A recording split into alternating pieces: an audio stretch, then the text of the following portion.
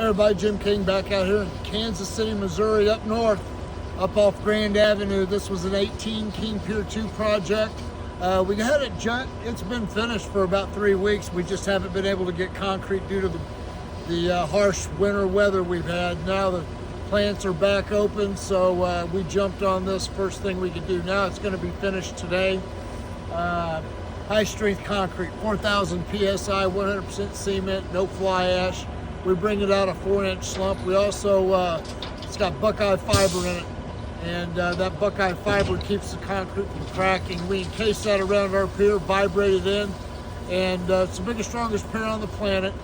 I've got 3 other piers, a King Pier 1, 3, and 4. Check me out on Google My Business. You can see our piers. For all your foundation repair needs, call me 816-521-8915. You can always go to my website, kingpiers.com. Thank you.